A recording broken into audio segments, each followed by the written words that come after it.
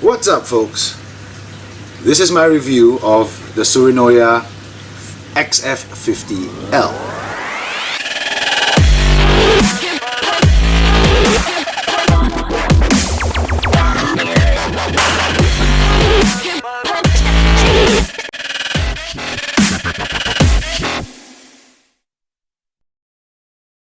Now, for those of you who've been following my, especially my shootout videos, there were a few comments that gave really good suggestions for what else I could test for this reel. Things like accuracy testing, lure weight testing, further lure weight testing. I wanted to try to record a video featuring the accuracy and featuring the, really pushing this reel to the limits, but as one guy said, it's gonna take multiple cameras, it's gonna be crazy time consuming. I thought I could do it, but damn, you were right. It's really hard to do. Mainly because for something to be tangible, for something to be put in a video, I've got to somehow set up some sort of test format that minimizes skill fluctuations for the angler, because I'm not some tournament angler, or I'm not the best angler in the world. So it's got to be that, and it's also got to be something that is easily repeatable, be it in different locations, be it with different casting style. And some of the stuff I wanted to do just didn't do well on grass. If I did it on water, I wouldn't have a target to hit. Stuff like that. I couldn't figure out how to set up the camera such that you would see the GoPro first-person footage at the same time you would see me casting it at the same, three or four different angles. I have that amount of cameras. I just couldn't figure out how to do it, and frankly, it just took too much effort and too much time. So instead of doing another video exploring this reel further, I'm going to do a short-term review. Why short-term? Well, because the one thing that this review can't test or can't review, so to speak, is the durability of this reel. The long-term durability. Do I know? I mean, I wouldn't know whether the reel is going to break down after like a month or two. I wouldn't know that. So that would be revisited when I do the long-term review in a few months. How I'm going to do this review, I have of course taken everything, all the comments into consideration, and altered the way I had intended to review this reel, put a little bit more depth into the review. I really appreciate all the comments, I really appreciate all the ideas, and it definitely allowed me to structure my review in a way that I feel is much more informative. It draws a much more in-depth picture on any reel or rod that I will review in the future. So thank you for that, and yeah, keep commenting on my videos. You're not sure about something, you want to know something, you think I'm doing something wrong, keep commenting on the videos, and I definitely read all the comments, and I do factor them into any future videos that I do. So how I'm going to do my review, and you're going to see the pointers being put up here as I explain it, there are going to be a few categories. Each category is going to be assigned a certain amount of points, and of course I'm going to rate the reel out of those points, and then I'm going to total up all the categories, and it's going to total up to 100, and of course the final rating will be over 100, upon 100, out of 100, whatever dialect of English we are using here. And this is how the score would translate. If the reel scores an 85 and above, I would label the reel as worth buying. Now if you guys see me looking to the side, it's because I'm reading notes. So 85 and above, it gets the label worth buying. That means I strongly recommend that you buy the reel. If it gets an 80 to an 84, it gets a worth considering. That means if you're in the market for a new reel in that particular category, you definitely should look into this reel amongst any other ones that you're looking at. If it scores 75 to 79, maybe if you have spare cash and you have some sort of retail therapy itch to scratch, yeah, you can take a look at the reel. Anywhere below 74, I would not recommend it. And if it's below 70, it's like, why did the manufacturer even bother making this reel, if you get what I mean? Okay, so these are the categories that I'll be talking about in my review. You have the weight, the materials, refinement, which is basically the quality, construction quality and stuff of the reel. You've got the brake system, the drag, the distance, lure weight range, intangibles, and this intangibles basically means stuff that I can't quantify in numbers, stuff that I either can't quantify or I'm having problems translating it onto into a video format. Personal preferences, my opinion, and stuff like that. You got intangibles, and then finally you have value. Now each category is out of 10 points, except for value, that is out of 20, and that is because I place quite a fair bit of weight on value. I mean, a reel can be the world's best, most perfect reel, but if it is priced too high, it will definitely affect my decision to buy the reel. That's the reason why I own so many Shimano reels, some of them going up to $700, and I love DC reels, but I don't own an Interest DC, and I don't own a Stella because I just don't, the value is just not there for me. Best in class, sure. Best in value, zero. So that's why I put twice the weight on value versus any other category. Okay, so let's just go over the basics of the reel first. For those of you who watched my unboxing video, you already know, you already probably know everything there is to know about the specs of this reel. It's a size 50 reel, I guess, because of the number 50.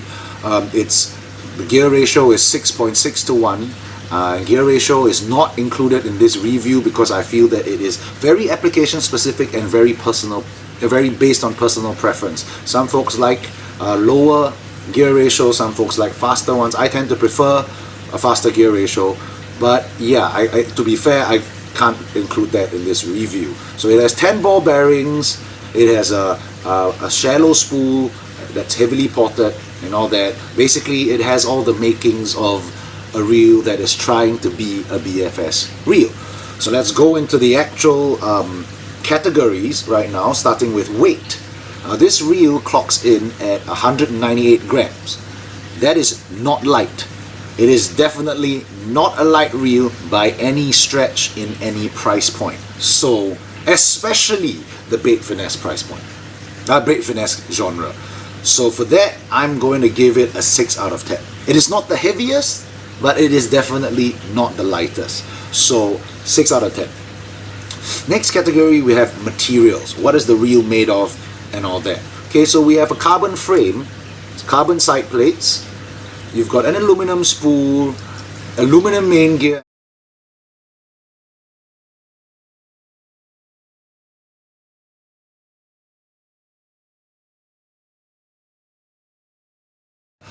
brass pinion gear, and metal knobs, metal star drag. However, the drag is not carbon. It does not use a carbon drag. It uses, I guess, it's not even felt either. It's one of those kind of rubbery materials. I don't even know what you call it, but I've seen it before in cheaper reels. So it doesn't have a carbon drag. It has a metal handle, not a carbon handle. Let's see, this part right here, this is made of plastic. The thumb bar is made of plastic. So yeah, other plastic parts here and there. This is metal and all that. So all in materials wise, I would give it a 6 out of 10. I would prefer a carbon handle. I would prefer there be no plastic on the reel. But then again, you know, you can't really expect that much from a reel that costs 75 bucks, right? So 6 out of 10 in terms of materials. Could be better, could be way better. Okay, next category, we're going to talk about refinement. So that's how well is this reel made, how refined is it? so far I think everything fits snugly. There's no play, there's still no back play even after like 7 sessions. The reel looks great to me. I think it looks great. I mean, it's red and black. How can it not look great? So design wise, I mean, finish wise, it's okay. It looks good. There's nothing sticking out. There are no flaws in the construction. There are no gaps anywhere. Nothing rattles. Nothing shakes. The one thing that I will say is the brake adjustment clicker. Okay, so you see it's rated from minimum to maximum 0 to 10, and the clicks don't quite align with the numbers. It's not even a 2-to-1 ratio. It has 0 to 10, it has 12 clicks, but the clicks don't even, they don't really line up. Sometimes you think you have it at 4, actually it's like 4.3, and it's not even that big of a deal, but I thought it's something worth pointing out because this is the refinement category, and that's not very refined. Another thing is the paint job. If you look at any branded reel that has a paint job and you open the side plate, you would see that the paint basically ends where the paint is supposed to end. As you can see for this one, the paint kind of bleeds in all over the place and stuff. So for that it could be more refined in that department as well. I've opened up the reel, everything inside looks fine. As with most China reels, the factory default setting tends to prefer just clogging the reel with grease. You know, many reasons why they would do that, but I don't like having too much grease in my reels. So, but other than that, I mean, everything clicks everything that is supposed to click clicks. Everything that is supposed to not click doesn't click. There's no weird gaps, there's nothing sticking out, so I'd say it's pretty refined. Not the best, of course, but good enough. So I'll give that a 7 out of 10. Okay, moving on to the brake system. This is, if you take a look at it, it's a pretty generic magnetic brake system. You have the magnets, you have the dial. Turning the dial just pushes the magnets closer to the spool. It's a very generic, very simple magnetic brake system. However, it somehow does an amazing job of controlling the spool. I'm still trying to understand how. I mean, you guys have given really good points and good ideas, but I have some mag brake wheels, and I've never seen one kind of control the spool speed as well as this one. And on top of that, as I mentioned in the Shootout and in the first impressions video, it's a very positive click, and each click has a noticeable change in brake force. That is also something that I don't really see very often in mag brakes. Like take the LTZ for example. If I go from a brake setting of 0 to a brake setting of 2, there really isn't much of a difference in the brakes. I would have to go up to about 3 or 4 to actually feel a difference. With this, I can go at 4 and get a backlash, and I go to 5 and the backlash is gone. And you know, I think some might think that is too big of a jump. I personally feel that it's a plus point. So I found absolutely nothing wrong with the brake system. Easy to use. It is most importantly effective. So the brakes get a 10 out of 10 for me. Next we have the drag. Now, as I mentioned earlier, this reel does not have a carbon drag, so of course that's gonna cost it a point or 2. But that being said, the drag is decent. It's sufficiently powerful for any possible BFS use case, and I do not see myself even coming close to ever having to lock this drag down as long as I'm only using it for BFS.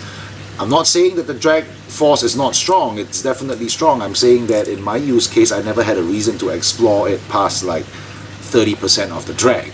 Now the drag is smooth, even though it's not carbon, but because it is made of that cheaper rubbery material, as with any reel, any drag that uses those kind of washers, you do feel that little bit of a mush before the drag gives. It's not that it's jerky, it's right at the start. Just when the drag is about to let out, you do feel that little mush before it lets out. Okay, but other than that, the drag, when it starts pulling the drag, no jerkiness and all that, the drag's perfectly smooth, the drag is fine. So I'm going to give the drag a 7 out of 10. So I took almost 3 points off just for the fact that it's not carbon.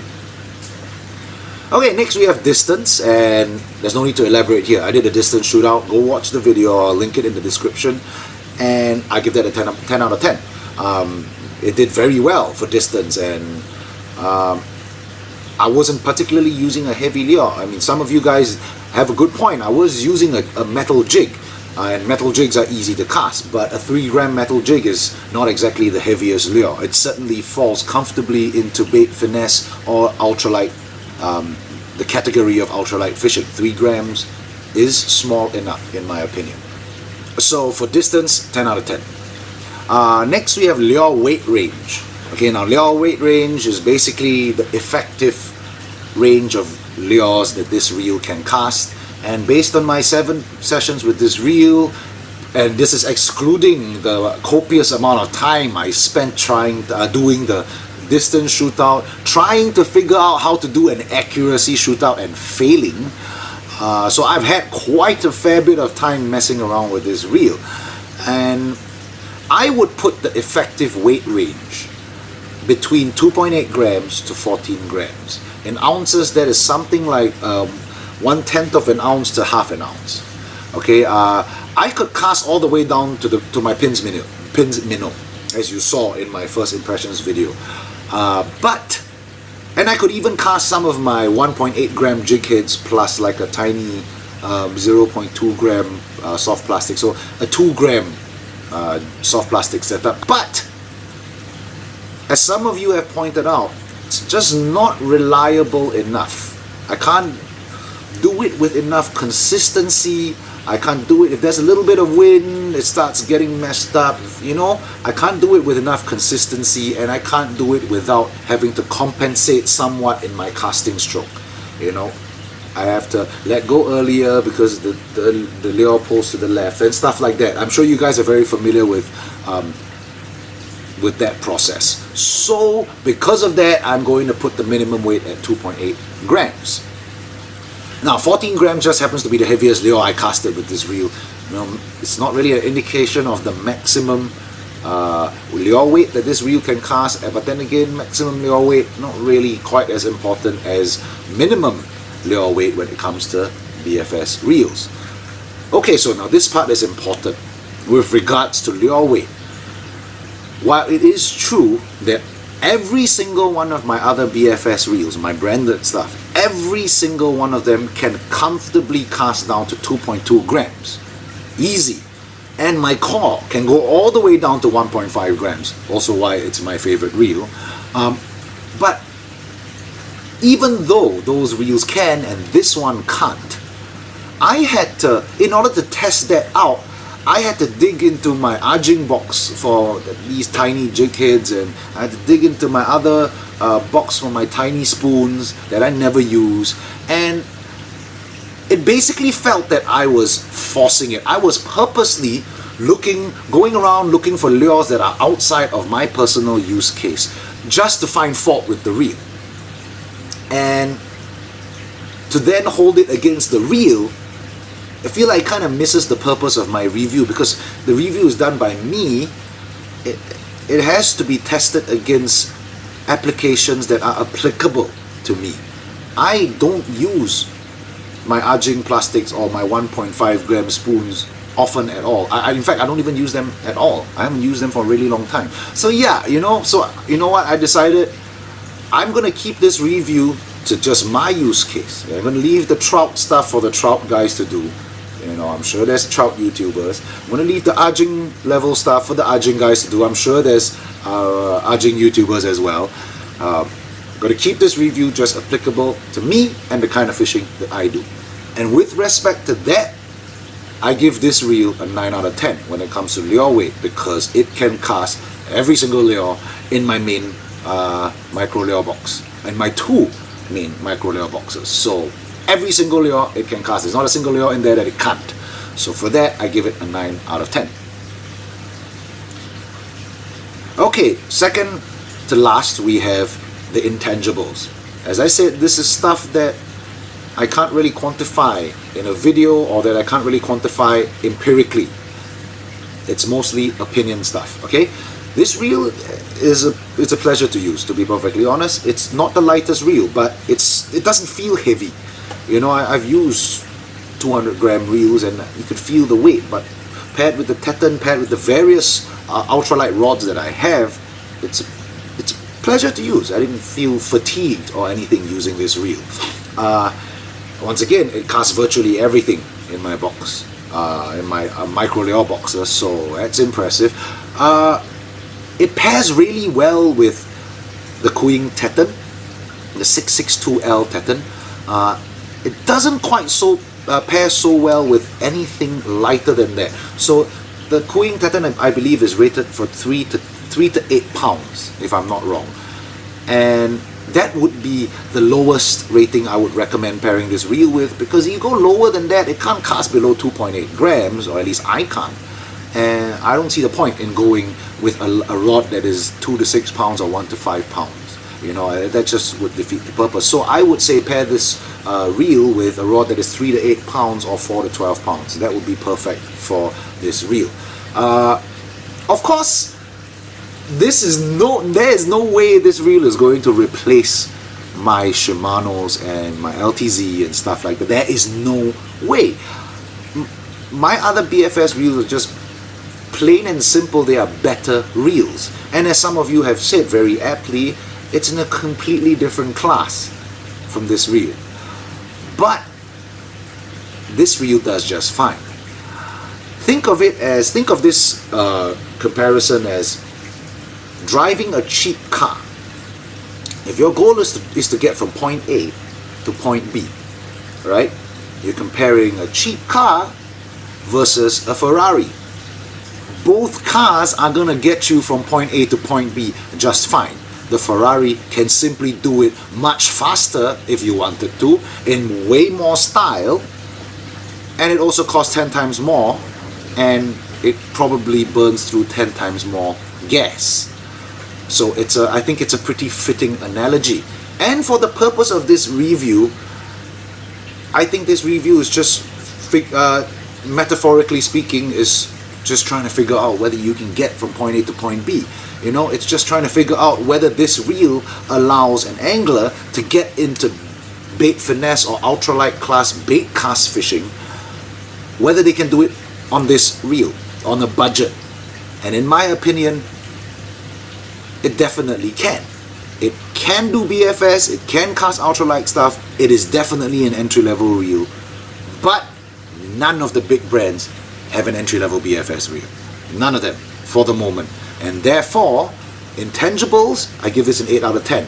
That score might change if one of the big brands launches a BFS reel that is under, say, 150 bucks, or even under 200. If any of the big brands eventually launch a BFS capable reel that can cast down to 2.8 grams that costs less than $180 to $200, this rating will change significantly, because the value of this reel suddenly drops a little bit. Because now you just spend $100 more, you get a branded reel. That'll definitely cast better. Okay, last section we have value, and this gets a perfect 20 out of 20. Okay, because it achieves what no other, like I said, it achieves what no other big brand can, which is BFS at this price point. So value just gets full marks there. There's no debate on that. Now, as for durability, like I said, I will revisit. It has lasted 7 sessions. I don't know how much you can exactly conclude from fishing with it 7 times, plus a few hours doing a shootout, plus a few hours doing a failed shootout. I don't know how much you can gather from that, but there's still no play, there's still no back play in the handle, nothing creaks, nothing rattles, so I guess it's held up fine so far. And for the long-term durability test, well, you're going to have to wait for the long-term review for that. So, what is the total? Alright, if you total up all the scores that I gave, you come up with a value of 83. 83 out of 100, and that falls squarely into the worth considering category. But then again, if this is the only option, there's no consideration. If your budget is under $80, under $90, or even under $100, if you had $100 to spend and you wanted to get into BFS, no Shimano, no Abu, no Daiwa, no Mega Bass, none of those. You're not gonna see any of those reels. So definitely worth buying, I would say. So anyway, that's it for the Tsurinoya XF50 review. I hope it was informative for you guys. I hope I managed to draw a clear enough picture to help you guys make a purchase decision. And just keep one thing in mind: this is a China reel. I am not sponsored by Tsurinoya. I am not affiliated to them. I personally feel that the brand has my trust because I've used enough Trulinoya and Tsurinoya stuff. But yeah, you never know. QC might be an issue. So there is a slight chance that you might get a reel that doesn't work quite as well as mine. I just wanted to put that disclaimer out there because that's a fact. Anyway, for those of you who are interested in buying this reel, you have two options. For those of you who are not based in Southeast Asia, I'll put a link to Aliexpress where you can get this from. For those of you who live in Southeast Asia or in Asia, I'll put another link to a Facebook page of the Malaysian Tsurinoya distributor UTS Tackles. And I'll put a link to their Facebook page there. You can PM them on Facebook. You can get all their contact info from there. They are the official Malaysian distributor of Tsurinoya. So they carry everything that Tsurinoya offers. And I will also put a link to Tsurinoya's main website. And they don't sell anything on that website, but they do have a list of every single product that they have, or at least the most updated list. So I'll put that in the description as well. You can go to the Tsurinoya website, take a look at the catalog, see what they have, and then you can PM UTS directly on Facebook, and they'll tell you how much it is, and they'll send it over. It sends over from Malaysia, which is way closer than China. On top of that, unlike AliExpress, UTS actually sells replacement parts for their tackle, for the Tsurinoya tackle. And to my knowledge, that's the only place that I know of that you can get replacement parts for Tsurinoya tackle. I mean, you never know, right? Even with the most branded reels, sometimes shit happens and they break and you need to fix them. So they sell parts, they subsidize the cost of these spare parts if you bought the product from them. They cover any damages incurred during the shipping process. Again, it ships from Malaysia. They cover any potential damage. It'll get here much faster than ordering it from China. So for the guys at home in Singapore, do look at UTS tackles. For the guys from abroad, check out AliExpress. So yeah, just kind of interrupted my outro there with all of this stuff. So if you guys like this video, give me a thumbs up. If you didn't like it, give me a thumbs down. Share my videos with your friends, especially those who are looking to get into BFS on a budget. I have just received one more budget BFS reel, and I have a couple of budget BFS rods on the way that I will be looking to. Might not do another shootout. Maybe I might do a shootout between this one and that other reel that is coming. I might do, but it'll be a simple one like the distance shootout.